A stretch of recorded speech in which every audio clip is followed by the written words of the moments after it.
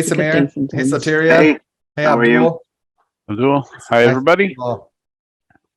So, welcome to the Tech Talk. We're about a minute over here, so we're going to get started here real quick. I'd like to thank Gilad Gressel for coming on and volunteering to be our Tech Talk speaker for the day. He's going to be talking about building your confidence as a developer and fighting imposter syndrome, which hits everybody in many different ways. Gilad is a mentor here at CodingNomads. I'll let him do his own introduction here as well to give you the rest of his creds. If you have questions, go ahead and dump them in the chat. I'll be watching the chat. We'll make sure that the questions get to him. Otherwise, I'm going to let it go and take it away, Gilad. Okay. Hi, everybody. Thanks for tuning in to listen to me. It's a funny thing to feel nervous about giving a talk about the imposter syndrome. It's sort of ironic, right? So I prepared some slides. Actually, I prepared a fair amount. I have a number of points I want to go through, and I tried to make it fun. I put some little video clips and stuff like that into it. But a talk like this is certainly not technical in the sense of like, I'm going to show you how to do this thing in code, and that's the way you do it, and that's how you get the answer. This is a soft skills thing, and this is highly personal for each person. So I just wanted to start with saying that and acknowledging that anything and everything I say is just really my opinion. And if you like it, if you get something out of what I'm saying and you feel inspired and it's good for you, great. If you don't like it, totally fine. I'm not going to take it personally. You can completely disagree with me. You can just ignore it. You can drop the call. I mean, I hope you don't, but you can. No one here is going to take it personally. I'm not going to take it personally at all. And what I'm trying to say is basically, I'm not trying to force anything I'm about to say on anyone. I just am giving you my the way I look at it and what's helped me. So it's really, this is my personal experience. This is what I've used to help me and my journey in my life, and I'm just trying to share that with everyone. So I'm just starting with that kind of disclaimer that I'm not a mental health professional. I'm not, I have no credentials except for my own experience when it comes to this talk, and I'm just offering it up to everyone. And also, as we're going through, since it is a very personal thing, please do ask questions. Please do offer your own experiences. Since I do actually have a fair amount, 15 some slides I want to go through, and I like to talk a little bit, I probably will want to do like a QA at the end, because I mean, I think you should post your question right away. I'll try to look at it, and if I think it fits where we are right then, we'll talk about it at that point. But I also might say, hey, there's some really good points coming up that are going to touch on that, so we'll circle back. Okay. So we're going to talk about banishing the imposter syndrome, and I'm Gilad Gressel. I'm the real Gilad Gressel, not the fake one. And I'm going to just go through, it's a philosophy talk. I'm not going to tell you too much about me or where I came from or how I got here. I'm not going to tell you at all about that. Those of you who don't know who I am, I'm a mentor for CodingNomads. I'm also the data science machine learning author of that course. I work at a university. I live in South India in Kerala. I'm from the US originally. I've been around the world a fair amount, and I work at I've been living here though in India since 2013, basically. So like almost 9, 10, coming up on 10 years. And I've been working for the university that I work for since 2013 also, but it's been a process. So now it's really been like full-time since 2018, I would say, last 5 years. Okay, so will my slides move? Let's see. Yeah, so this is what we're going to talk about. Introduction, we're going to talk about what is the imposter syndrome, and then we're going to talk about learning to walk and focusing on the goal. These are all going to be super high level head things. I'm just getting a clock out so I can make sure I don't fall behind on time. Okay, learning to walk, focus on the goal. The best student is a beginner, believing in yourself because you can do it. Learning to know and having unshakable faith. I think that's actually, that's my remedy for imposter syndrome, and that the mind is your enemy. If that sounds weird, I'll explain it to you when we get there. And have compassion for yourself because you aren't the only one. I think that maybe is the first thing I really should have said, is that I think I've done this talk informally many times, and I've rarely met a group where people didn't feel like they had some form of imposter syndrome, whether it's lack of confidence or really believing that they're a fraud. It varies. It varies a lot from person to person, but pretty much everybody feels it some way or another. So what is the imposter syndrome? What is this thing that we're talking about? This is a quote from this website. I just put it up here. So I'll read it to you. First described by psychologist Suzanne Imes, PhD, and Pauline Rose Clance, PhD, in the 1970s, the imposter phenomenon occurs among high achievers who are unable to internalize and accept their success. They often attribute their accomplishments to luck rather than to ability and fear. This is the important part. Fear that others will eventually unmask them as a fraud. Now, this is like the most traditional definition, where it's like high achievers. And I think it's more than just high achievers. It's very often in tech. This happens a lot. That's why I think imposter syndrome is talked about a lot in tech, because you learn to do something that to the average person seems very complicated and unknowable, like programming. Like most people, it's like a black box. The computer is just like a magic thing.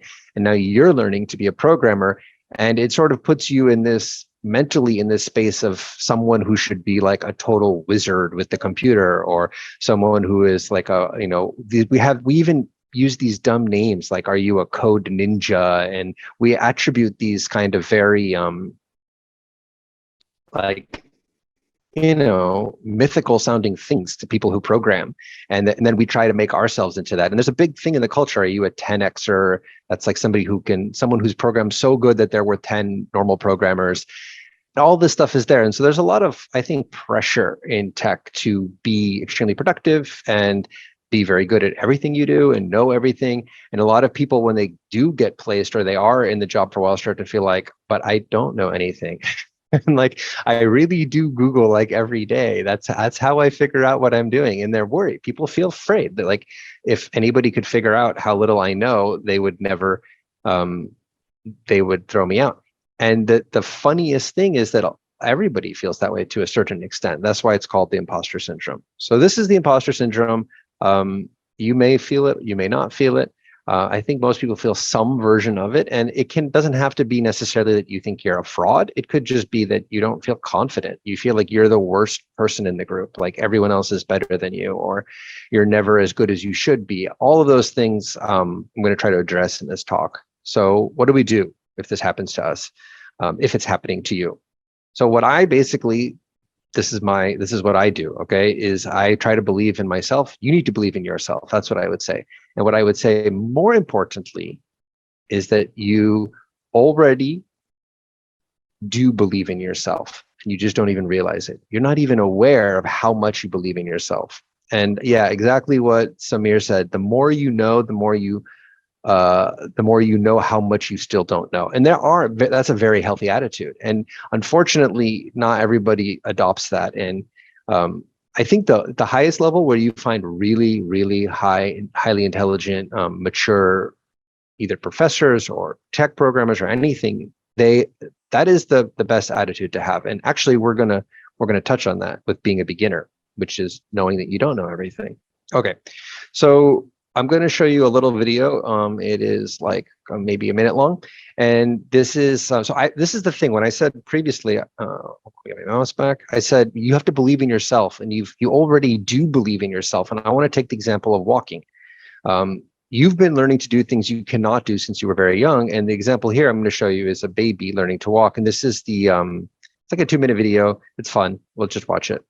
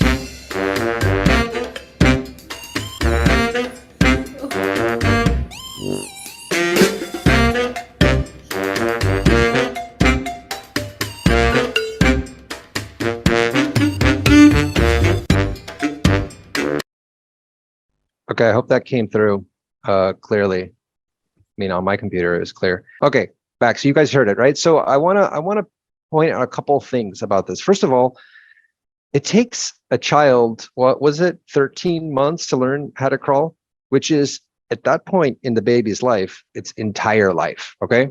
So I always tell this to my students, people who are struggling all the time, which is you have never seen, if you've watched a kid learn to walk and watching this child learn to walk, every time, I think it was her, every time she falls down, she just kind of smiled or laughed or had a little shock and then was like kind of okay with it and then just try it again and again and again. And if you watch kids learn, they go up, they go down, they go up, they go down. And it's actually a tremendous amount of effort that goes into learning how to walk. I mean, it's incredible how much, if you look at that, like, what was it at the end, 12, 13 months, that's their whole life anyways, to get to that point has been to learning how to do one thing. And 6 months of it from crawling to walking, it's half their life already. And each day is so long. And the amount of there's two things. One is the amount of determination that it takes, that focus on the goal, I'm going to walk, and that belief. There's never a point in a kid, and we all did it, right? We all can walk. There's never a point where we were like, nah, walking's not for me. Like, I'm going to be a crawler. That's going to be my lot in life. No kid ever looked up at their parent and was like, no, sorry guys, walking, that one, I just don't think I can do that. I think that's just not for me. I'll just be a crawler. Like, no one ever did that. No one, because when you're a little baby, you have that belief. Of course you can do it. And more importantly, the failure isn't failure.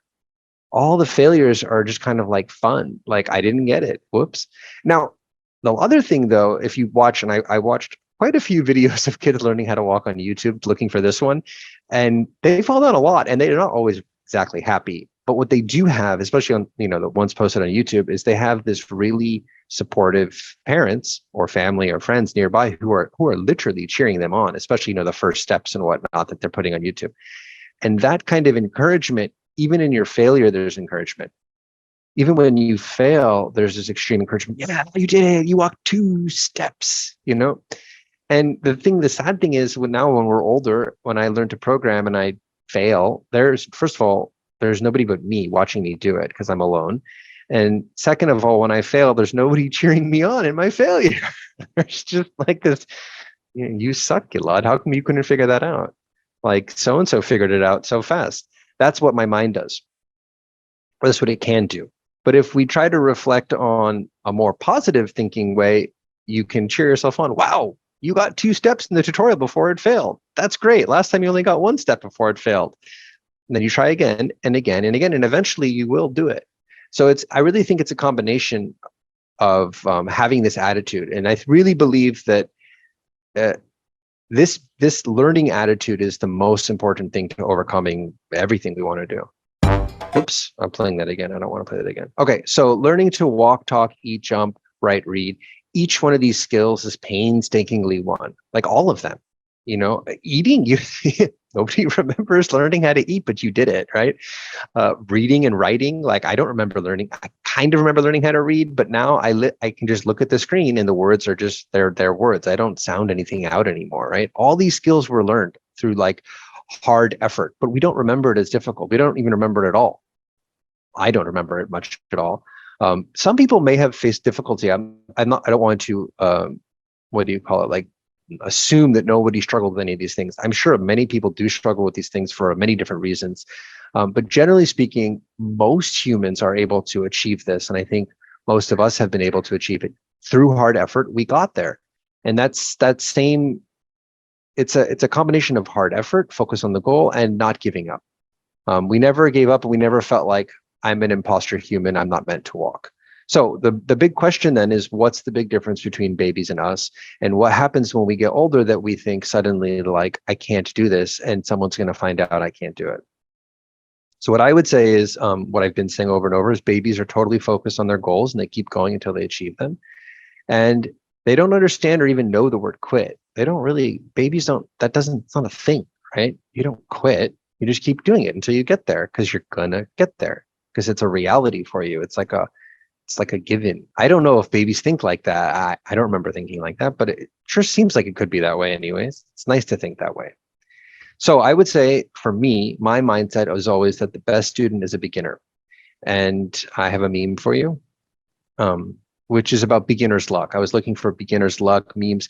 The idea being that there is a thing such as beginner's luck. And you've all probably experienced it. I know I have. The first time I tried to go bowling, I was pretty good. And then once I thought I was pretty good, I started to get pretty bad. So what's that about?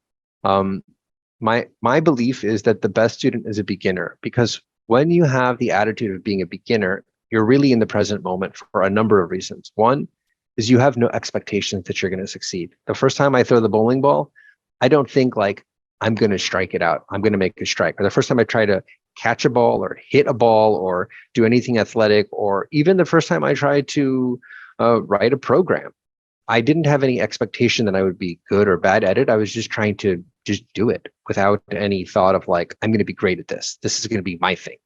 So there's no expectations. And when there's no expectations, you aren't thinking about the future. And because the future is where all the successes and failures come that we're expecting. So as soon as I start to have expectations about like, this talk better be amazing, right? If I'm writing this talk and I was thinking, wow, I hope everyone loves this, they're all going to cheer me on and all that, then I'm going to get a lot of pressure on myself about like, oh, is it going to be good enough? Is it not going to be good enough? And I'm constantly thinking about what the result of what I'm trying to do is. That takes you out of being in the present moment. When you're a beginner, you don't have any expectations. You're just like, well, I've never done it before, so I'll just do the best I can. And I'll just try to learn this thing. And in that state of mind, you don't have any like shoulds about how you will succeed or you will fail. You're just doing it, and you're completely, or much more completely, in the moment, just letting things happen and not expecting anything. So a beginner, I would say, is really open to all possibilities. Their minds aren't closed off by any preconceived ideas. They don't know how it's supposed to be.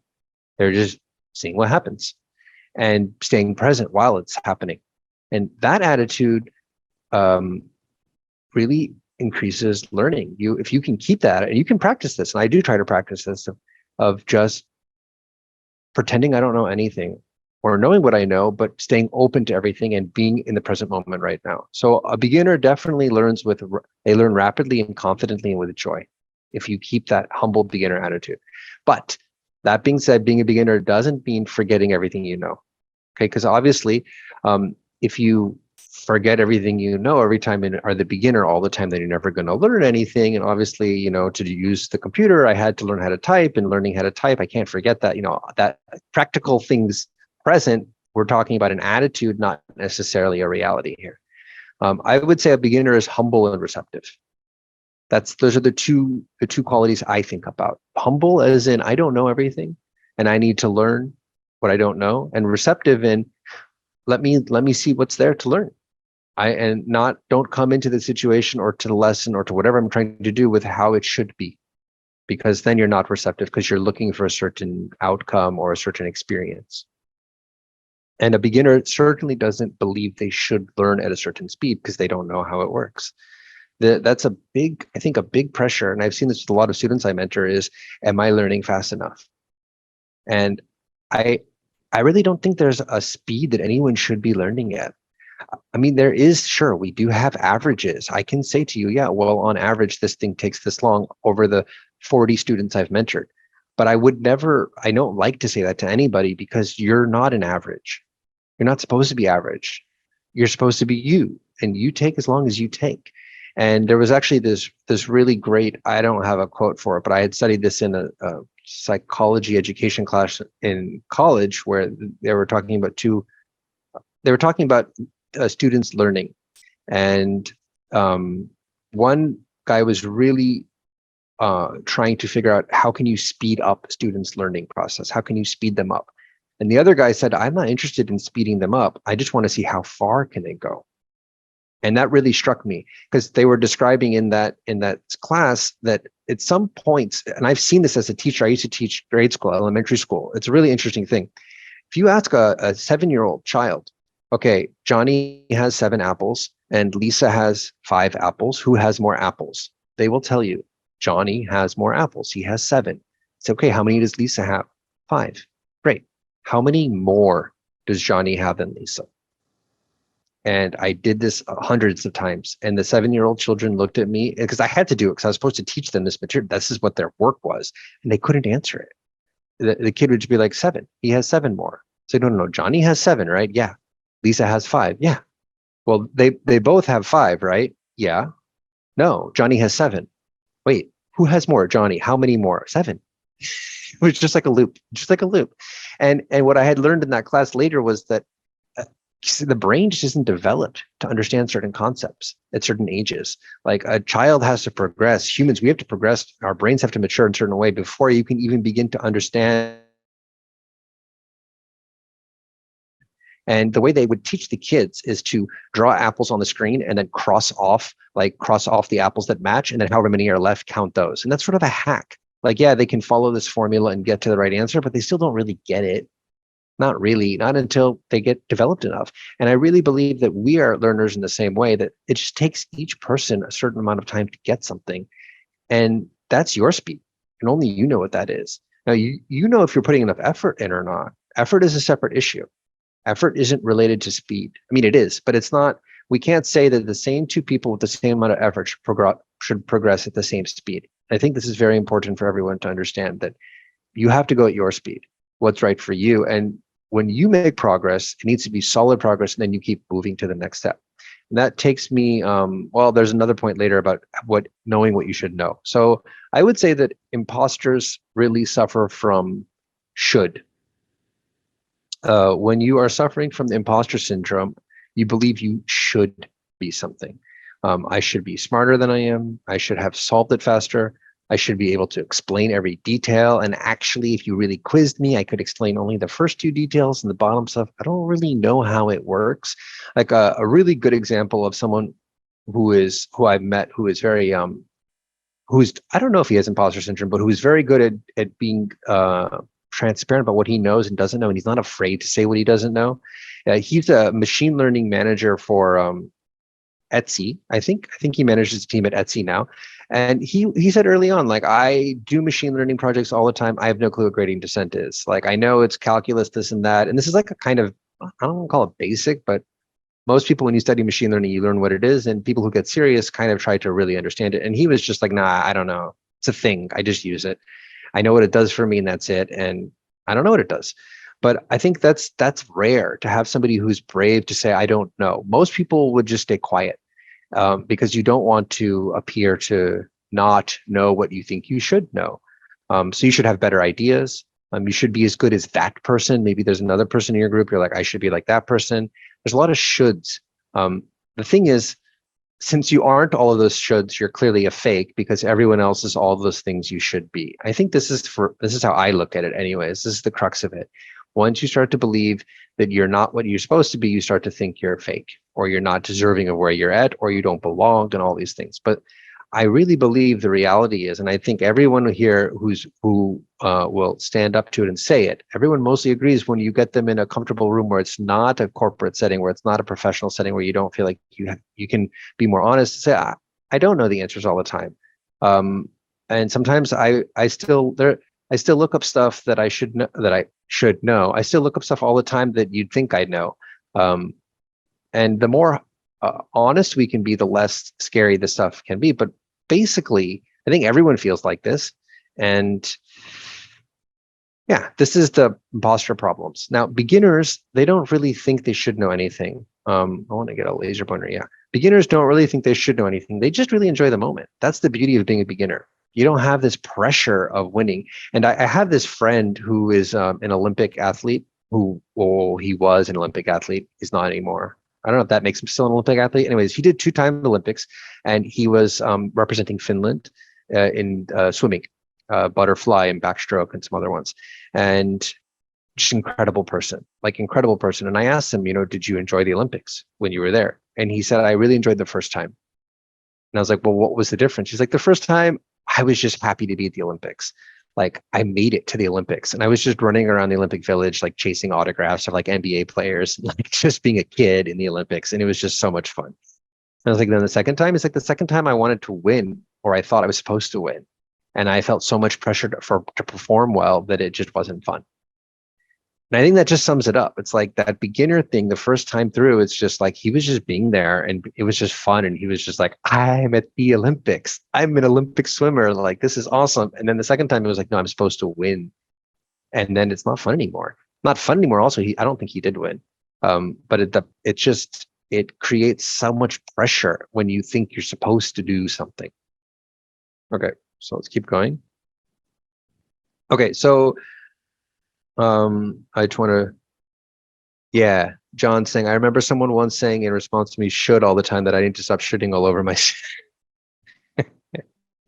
Yeah, exactly. I was once with someone and I said, well, really, you should put it that way. You should put it there. We're building something. He's like, whoa, whoa, whoa. We don't use that word here. I was like, what? He's like, we don't use that word here. I was like, okay, sorry. Thank you Okay, for so saying it out loud. Thanks for saying it out loud, Gilad, because it really does. Of course. It sounds better than it reads. So The other it does S sound word. better than it is. Yeah. Yes. The other S word. Yeah. So what can you do about this? Well, a couple of things. One is the attitude of the beginner. But then the other thing is really start to believe in yourself, because you can do it. And you need to become a con man. And actually, a con man is a confidence person.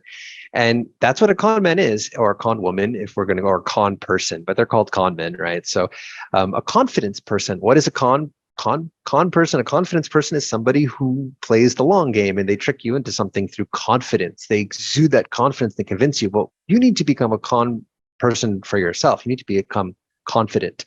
And actually, what I would say, and what I'm going to argue, is that everyone already has tons of confidence. You just don't realize it. So if you want to tell me, no, I don't have confidence, I'll say to you, no, you're wrong. You absolutely do have confidence. And I think every step you take has enormous force behind it. So we're going to go back to learning to walk. So you learned how to walk, and you are very good at walking. Most, assuming there's no one physical disability and that kind of thing, everyone is very good at walking. And if it's not walking, you can say listening to people speaking your language. You can understand what they're saying. You can pick anything that you're very good at. There's so many things that we're extremely good at. And what you don't realize is the amount of force that goes behind your steps. So I want to know, how many of you, has anyone ever stepped into a glass door by accident? Or when you were stood up when there was something over your head, like an open cupboard, and you didn't know it was above your head? It really hurts, right? When that happens. I've walked into a glass door. Actually, I think I have a video. Let me just yeah, I do. It's the next one. Let's just show you the video. This is, I think I have to get the laser pointer off to make myself click on it. Oh, wait, let me try.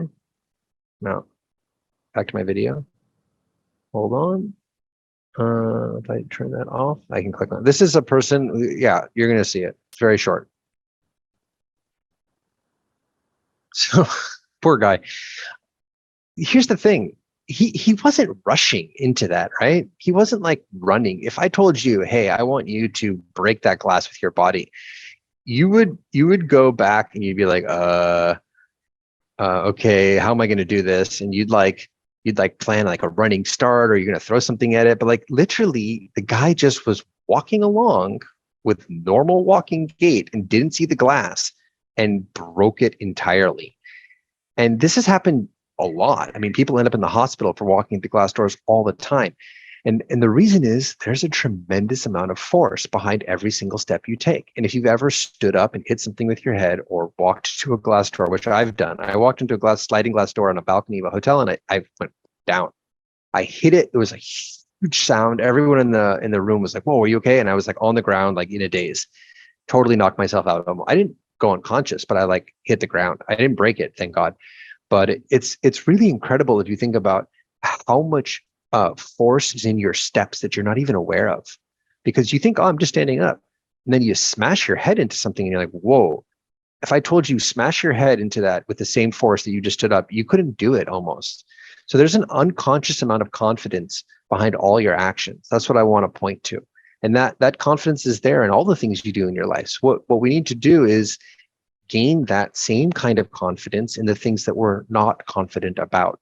And that comes about the same way the baby learns to walk, the same way we learn to walk. Is just a lot of trying and failing until you succeed. But the success becomes such a permanent success that you don't doubt it.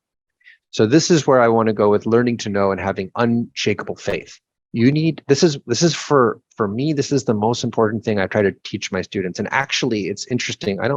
Anybody else here from India right now on the call? This is a really interesting thing for me as a teacher, is that in India, students are taught, largely the education system here, they're taught through a lot of memorization. They're not taught to know facts necessarily or to critically analyze them. There's a lot of memorization that happens, and it leads to sort of a little bit of I would call a blind faith, which can be easily shaken. So you can argue with someone about anything, and it's not that. It's like this. This is the point. Let me show you. Can I convince you that 2 + 2 is 5? No, right? Like there's nothing I could do to convince you that 2 + 2 is 5. Why? Because you know it. You know it to your bone. You know it without any doubt because you can visualize it, you can put it together, and there's just no way to convince you otherwise. And that is the kind of learning that I think we all should strive for ourselves. The problem is it takes more time because you have to learn things a little more deeply. And I think that's the main reason why, honestly. But what I want to say is it's much easier to have faith in what we perceive are facts, but then it gets much harder when it comes to opinion. So could I convince you you're not a hard worker? Probably. One-on-one in a room, if I was real mean, I could probably convince you you're not a hard worker. Or I could convince you that you weren't polite to me yesterday, right? But I could never convince you that 2 + 2 is 5. So there is a difference in these two things. And the question is, are you good at your job? Yeah, because you're intelligent, because you work hard, because you understand the subject material to the root. This is what I wish for everyone to feel about their job. When they understand their job to the root and they know really what is the importance of my job, why am I doing my job, how does my job benefit my company, where do I stand in the whole thing? The same way 2 and 2 is 4, I know that Python is an object-oriented language. So to have that unshakable faith, I think that for me, this is the goal always. To have unshakable faith, know what I'm doing is the right thing. It's the best I can do, and I'm doing it in the right way to the best of my understanding. Still with that beginner attitude, right? I could be wrong. I don't know about some things, but I do know that what I've done is correct as far as my whatever worldview. So this is kind of complicated what I'm trying to say. I think but I hope you're getting the gist of it. I may not be articulating it well enough, but really, when you know what you know, your confidence goes up. And I think a lot of times, if I look back in my own life when I wasn't confident, it's because I didn't put enough time in to learn what I had to learn before I had to go do it. Or I felt that I was just like blindly doing stuff and hoping it was going to work out. And that's where my confidence is at the lowest. Okay. Got a big comment. I'm just going to read it and see if it's a.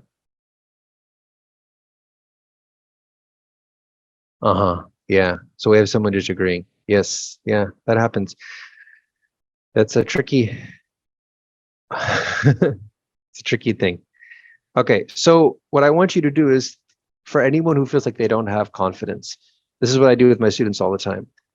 When they say, I'm not, especially when I'm trying to convince students who program through copy pasting. I've never had CodingNomads students do this. This is more students at my university where the students are more inclined to copy paste stuff because of that kind of memorization style. But I say, like, you just copy pasted this code. Do you really understand it? And they say, well, kind of. And I'm like, no, like, think of something you're good at. And I ask them, like, tell me something you're really good at. And they'll be like, well, either cooking or soccer or I don't know, pottery, whatever, something that they have their own confidence in. And I say, do you have the confidence in this code that you have in cooking? And they're like, oh no. I'm like, okay, but that's the confidence I want you to have in this code. That's the level of confidence you need to get to in what you're doing. And that means understanding all of it. And it does get, I'm thinking now about the comment, what Abdul wrote. Abdul wrote, I can't make the text box bigger. Let me read it out loud. Abdul wrote, he sees himself with the definition. I joined the first West Africa unicorn as the early stage with less than 15 people and quickly grew ops to individual contributor working closely with engineering. And as they hired more and more engineers, confidence dropped because of the fear that they unmasked me as the fraud. And it's really hard. Yeah, when things get big and there's a lot going on and you just start to assume that everyone knows more than you, it can be very scary. But the reality still is that, someone want to say something? Abdul, you want to speak? Yeah, true. And I just wanted to add the fact that sometimes like even if you know that you are telling something that absolutely true, and people understand that you are saying the truth and say, hey, you have to do a lot of this, and even this you still lagging behind, saying yourself, I am not good at it. I just need to improve myself. Even people tell you that you are okay, you are doing great job. But why do you think that persists? Why do you think that thought persists in your mind that you're not good, even though you're getting positive reinforcement, even though you know you're saying the right things, even though you know you're doing the right things, your mind is still telling you, I'm not good. Why do you think that is?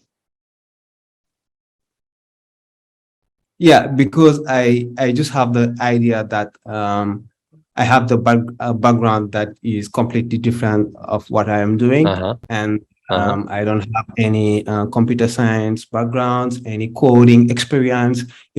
Just working in the street and talking to users, and have a good way to tell stories, and just that bring me there. But at the end, I am not of this guy.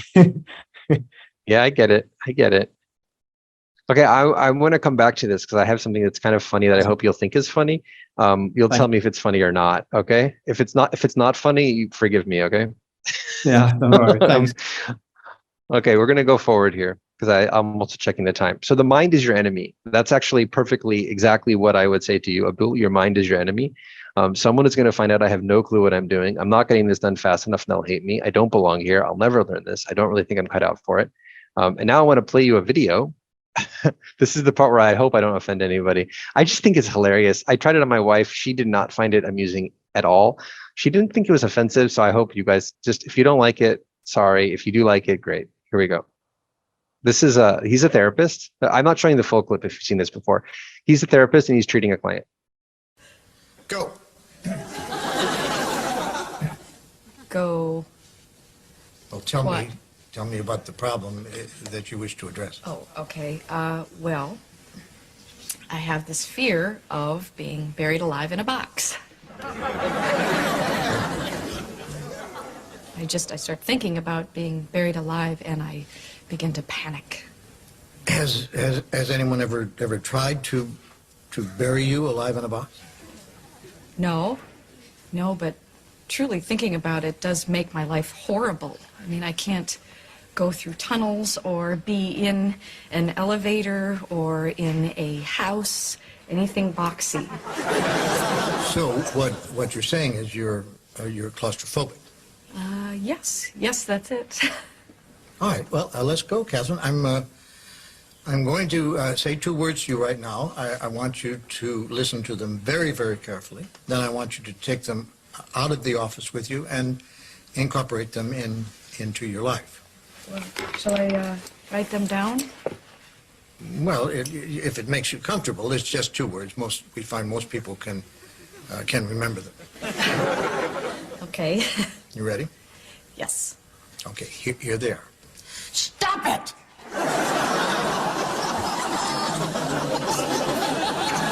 I'm sorry? Stop it! Stop it? Yes, S-T-O-P, new word, I-T. So, what are you saying?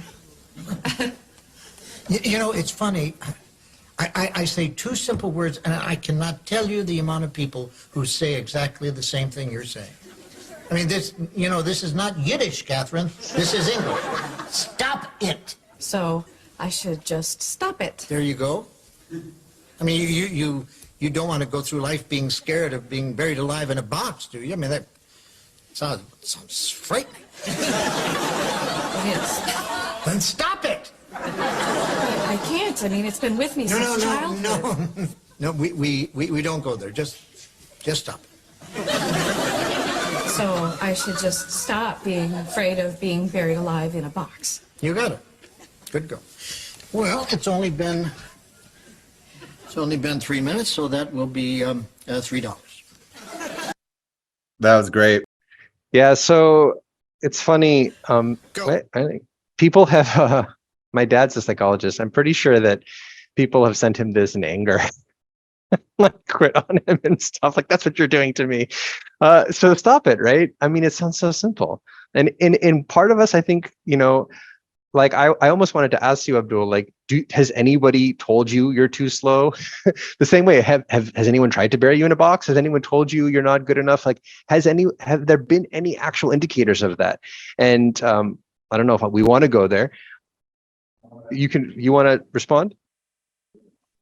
Oh yeah, absolutely. And that's totally the case, Nobody has, right? Is what you're saying. No one has ever told you anything negative. But still the mind is just like, the mind is just its little monster, basically.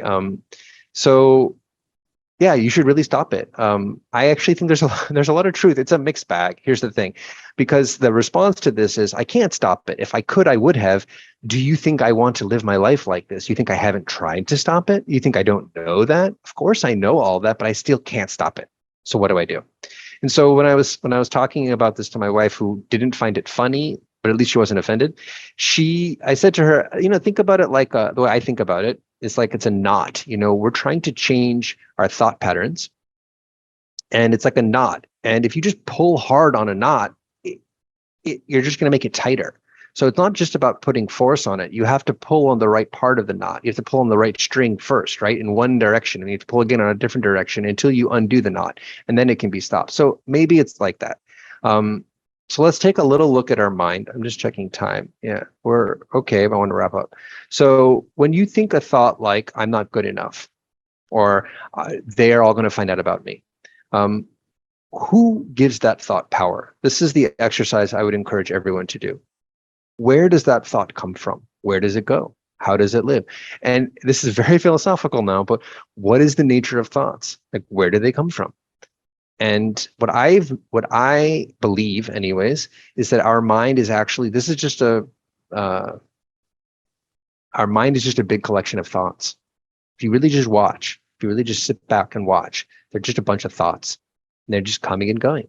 And this is in a way what a meditation is a lot about, watching the thoughts. What does it mean to watch the thoughts? It means you don't engage with them. You don't identify with them. You don't say, I am dumb. You just say, my mind thought I'm dumb. And you create a gap between the thoughts that are happening and you, whoever you are, whatever that is. Okay. So basically, thoughts have power if you pay attention to them. If you think about it a lot, then it has power over you. So people say, I'm living rent-free in your head. You're thinking about me all the time.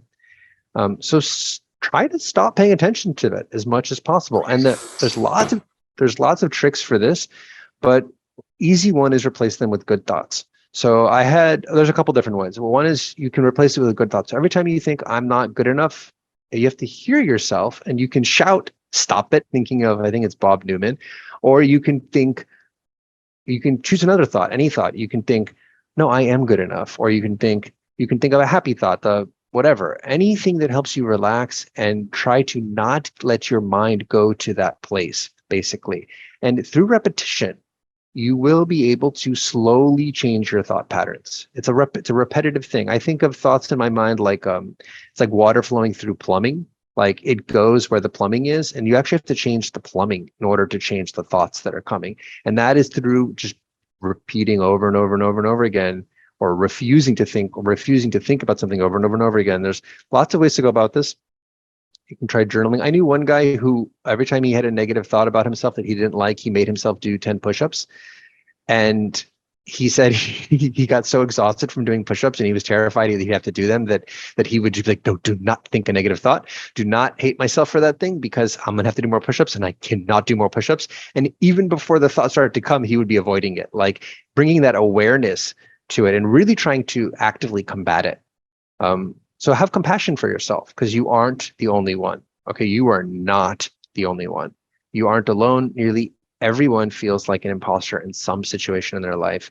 Everyone struggles with the feeling that they aren't as good as they should be. I really don't think I know a single person who's like, yeah, I'm awesome. I'm perfect. I'm just great the way I am. Nothing should change about me. I mean, if I did know someone like that, I wouldn't want to be friends with them. I'll say that. So take comfort in this. That's a normal thing. We all know we need to improve. That's fine.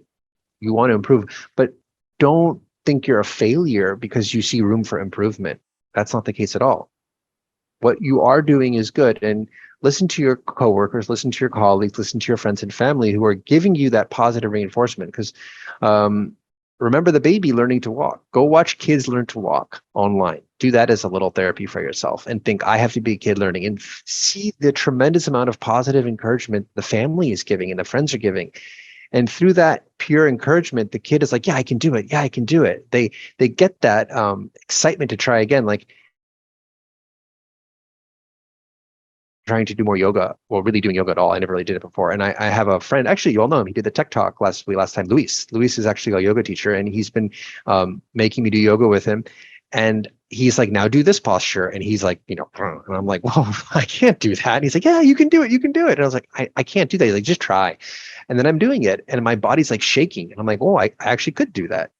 And then the next time it's a little easier. The next time it's a little easier. And if you look at a little kid learning to walk, I was just watching those little kids learning to walk. I'm like, yeah, it's kind of hard. Like, they're really struggling to stand up. It's not like they're just, oh, I stood up. Like, it's like their entire body has to be engaged, just like my entire body has to be engaged trying to do some yoga posture I've never done before. So remember that things are hard to learn is what I would say. And be nice to yourself. Be compassionate on yourself. Last thing, I think it's my last one, is let me just see how many more are there. Yeah, that's it. Okay, yeah, that's it. This is the end of it. So my last messages are that this stuff takes time, and that if you are consistent and persistent, you will always get to victory, to whatever it is you want to achieve. And you've done this before. Don't forget you've done this before, because you've done it hundreds of times, countless times in your life. You've learned something that was hard to learn. You got it, and you got it done, and you understood it. And I think the only difference is as we get older, it's maybe a little harder, because patterns set in more. And it is harder to learn new things when you're older, but that doesn't mean you can't do it. You absolutely can do it. I've got lots of friends getting PhDs at the age of 50, or I have a friend who's just starting a career change at 50 from being a school teacher to physical occupational therapist. I mean, we all know so many stories like this, and you just have to believe in yourself, and you can definitely do it. So that's the end of my slides. I think there's a bunch of comments. Maybe we could open it up for discussion. Anyone who wants to speak on any of this, because I'm sure this touched lots of people, or it looks like it has at least. Yeah. Anyone want to jump in? So there's one thing I wanted to add, because I think I don't know. I'm going to assume that I'm probably one of the older people on the Zoom call. And I'm not, yeah. So Samir's holding up his hands too. Here, let me put there we are. So plenty of gray up here too. So I'm not ashamed of it. I'm 55. I've been doing this for a long time, and yeah, you mentioned learning new things, and this is a big part of me being here at Coding Nomads, is that I'm learning as much as I'm passing on. Ryan will tell you I'm trying to learn Flask now, just because I'd never done it before, and one of my students wants to move on to that, and I'd like to stay with them. So, okay, I'm going to learn Flask so that I can mentor them. And so this whole learning mindset, this whole beginner mindset, is something that I've tried to cultivate and tried to keep going throughout my life and my career, and changing things. Another bit of background: I was with Microsoft for 21 years before I left to become a teacher. That's a huge change, and that helps. Now it's all brand new. I've never done it before. I'm in my 50s and I'm learning how to teach. Holy smokes, what's going on here? So making these changes and keeping this stuff, you talk about persistency, and being persistent, just putting yourself into those situations and then sticking with it, I think, is a big deal. I completely... Yeah, sticking with it. Go, Ryan. I was going to say, I completely agree with what John said. And I also, I really appreciate the talk, Gilad. I think to spend some time really digging into all of this big thing that we all kind of suffer from at times, and kind of suffer from or deal with in an isolated or alone fashion. So I really appreciate the thought you put into this presentation and the way that you communicate it. So thank you first and foremost. And for me, we've all suffered from it, right? At every step, no matter what you're doing. And for, trying to run a small business, it's like, oh, we should this or should that, or, and all in all my own personal things. And one of the main thoughts, and there's two thoughts, I put one in the chat, which is I always kind of just say to myself when I'm doubting myself, like, I got this, right? But I think that the confidence in that I got this is because I am remembering the things that I was able to previously do, right? And and I think the same thing happens with learning to code. After you have solved 1,000 challenges or overcome 1,000 bugs, you just have more of a confidence in your own ability to solve the next one, right? Yep. Which kind of leads into my second internal thought, which is something I've grown into over time as well, which is just the sheer power of sustained effort over time, right? And having confidence in that. Like the anecdote I use is I live in Northern California most of the time, and whether I turn west or east and start walking, sooner or later I will hit an ocean. It's the sustained effort over time. It's not going to happen tomorrow. Right. But if I'm determined to walk to the ocean, all I have to do is turn east or west, ideally west, and start walking. And over time, as long as I sustain that effort, I'm going to get there. And it's allowed me more of a patience in my own ability to get through it, but still suffering all the time from imposter syndrome. Yeah. I really like what Yuri wrote. Yuri, I'll just read it out loud, Yuri. Or do you want to talk? I don't know if you're micable or not. Okay, I'll just read it. He wrote that usually when I'm feeling like an imposter, I am consciously or subconsciously comparing myself to someone else's accomplishments or my own expectations. First of all, I 100% agree with that. And even an imposter or not, sometimes it just makes me feel bad about myself. Like I actually stopped. I for a while I was following a lot of people on Twitter, like data science stuff, because I thought that's a good way to stay in touch with the field, and it is actually. It absolutely is.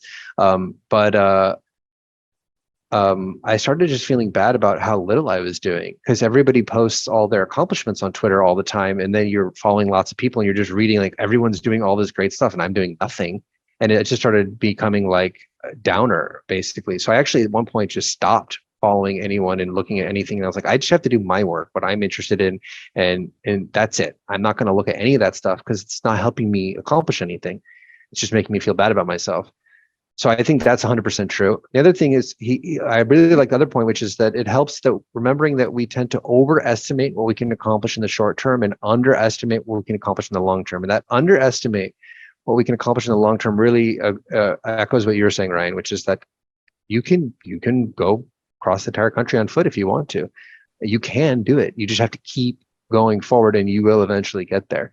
And what you said is completely true, because you've done it before, it can be done. Like I've had so many situations in my life that it looked like it wasn't going to work out. But for either stupidity or ignorance, I would believe it was going to work out. And it did actually work out in the end. And that does give a lot of confidence. So that persistence, I think is very important. Anyone else want to speak? Sorry, go ahead.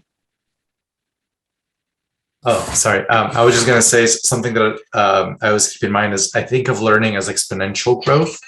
And if you look at exponential growth, right, you have the component of how much you put in it, and then you have the time component, and the time component is squared. So right, keep that in mind, that the longer you do something, like the more, like that's going to have the best impact on your trajectory rather than how much you put in right now. I like that. Yeah, it's really nice. Kim? Yeah, I was going to say that, I think that a lot of reason that we all have imposter syndrome is because we're afraid of something, whether it be failure or being late or, whatever it is, and one way we can think about it is, okay, what is the actual worst thing that could happen? And is it really that bad? How bad is this failure? And there's a lot of schools of thought that without failure, we would never really grow that much. If we were always succeeding, and I put a comment in the comment box that if we were already 100% content with who we are and our current abilities, then we'd never really push ourselves to do new things. So I think that a lot of people fear that feeling, but feelings are actually based on thoughts. Feelings don't just happen. It's a thought that happens and then a feeling that follows. And it's all about perception because, for example, if you see a needle, some people think, oh, I'm going to get pricked and it's going to hurt. Or some people, if they have an allergies, they see that as a EpiPen, which could save their life. And they have a totally different perspective on what that needle means to them. So when we feel ourselves feeling something, we can kind of trace it back to, okay, what was the thought that made me feel that? And is that thought validating this feeling? Can I trace it back to, okay, let me go back to the thought and maybe stop that bad feeling before it happens and reframe the thought. Like Gilad, you were saying, I don't know if I can do this. And just going back to, well, is that true? Maybe I can do this. And then reformatting it in a positive way. I think I can do this. I think I can do this. You know what?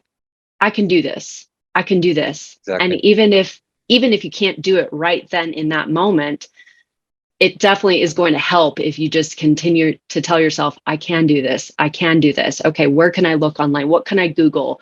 What Stack Overflow post can I read? Who can I reach out to? I can do this. I might need some help from people. I might not be able to do it right now in this instant, but I can do this. And so trying to reframe our thoughts in a positive way so that those feelings don't start taking over, because that just kind of takes you down that spiral.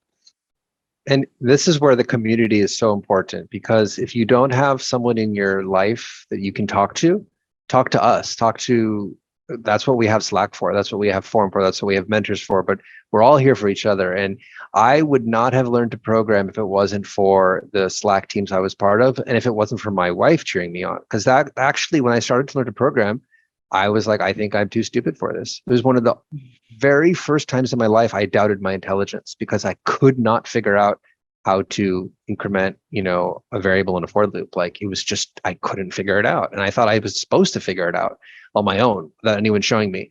And I was just like, no, I think I'm too dumb for this.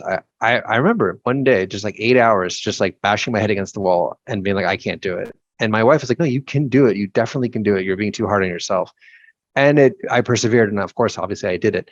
But it's, if you don't have someone in your life who you can talk to, I would really recommend everybody who's listening to this now or later, we have a community for this purpose, to cheer you on. We're all here to cheer each other on in whatever we're trying to do.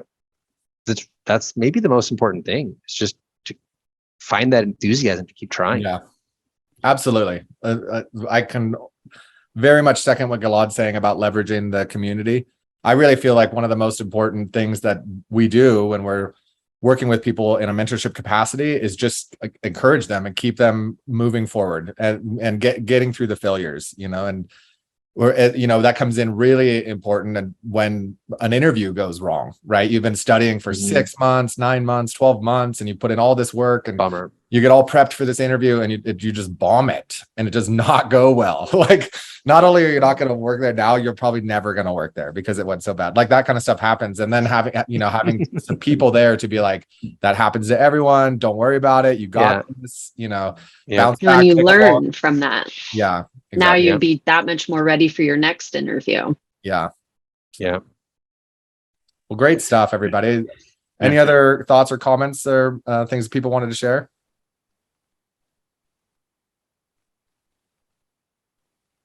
Fantastic. Cool.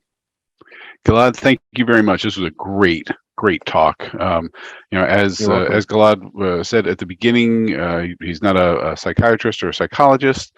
If you feel that you are that this is just not helpful, please seek whatever help that you need to seek. But for most folks who are dealing with learning and trying to just dealing with normal frustrations in life, please, this is great stuff. I mean, this reminds me of there's a book called Mindset by Carol Dweck. This is reminds me a lot of that. She talks about growth versus fixed mindsets. Gilad had mentioned beginner mindset. It's the same kind of thing where you think that you can learn something, and so you go forward and do it. So we'll have this video up on the YouTube site just as quickly as we can. In 2 weeks, that's 2 weeks from today, we've got our own Shadash, who is going to be talking about, if you're an X-Files fan, he's going to be talking about mining UFO database and looking for things in that. So this is definitely one for folks who believe that we are not alone and that they're actually coming here. This is going to be a fun one. Yeah. So we will see everybody here in 2 weeks. So again, thank you, Gilad. Thank you, Ryan and Kim, for making this community available to all of us. Thanks, everybody, for their participation, and we'll see you in 2 weeks. Thanks, everybody. Bye-bye. Thank you. Thank you, Gilad. Thank you, everybody. Thank you, John. Yep. Hey, everyone. Thanks for watching. If you enjoyed this video, please let us know by liking and subscribing. If there's another topic that you'd like to learn more about, leave us a comment. We would love to hear from you. And if you want to become a coding pro, visit our website at CodingNomads.co. See you next time.